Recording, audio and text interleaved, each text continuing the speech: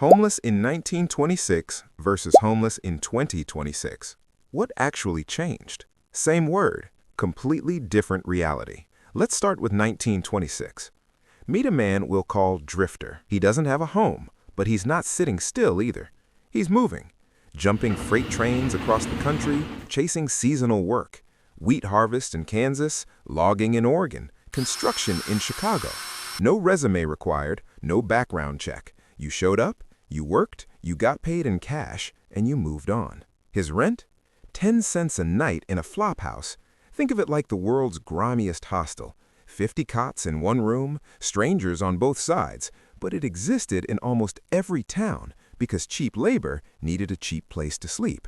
His biggest enemy wasn't the cost of living, it was the law. In 1926, simply not having an address was technically a crime. Vagrancy laws could throw you in jail for just existing without proof of work or residence. The system didn't want to help him, it wanted him invisible.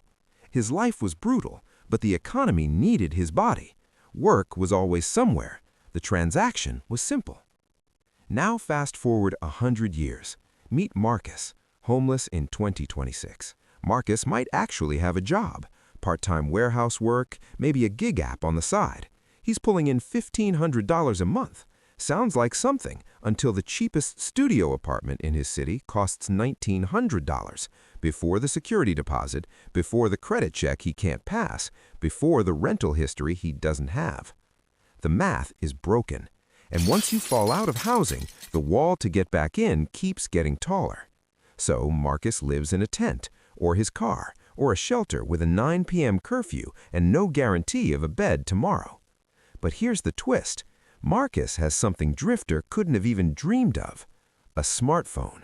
That cracked screen device he charges at the library gives him access to food pantry locations, warming shelter maps, job listings, legal aid, free entertainment, and the entire sum of human knowledge, all for free on public Wi-Fi. Drifter had chalk symbols. Marcus has Google Maps, YouTube, and a crisis hotline in his pocket. By every measure of information and technology, Marcus lives like a king compared to 1926. And yet, he can't afford what Drifter got for 10 cents. That's the real gut punch of it. 100 years ago, homelessness was a mobility problem. Follow the work, survive the road, maybe one day settle down. Today, it's a math problem. Wages went up, housing costs went up faster, and the system built to access housing, credit scores, rental history, income verification, has almost no door for someone who's already fallen through the floor. The chalk symbols are gone, the smartphone arrived, but the tent? The tent is still there. Since you've watched the video till now, please like and subscribe, and let me know in the comments how you like the video.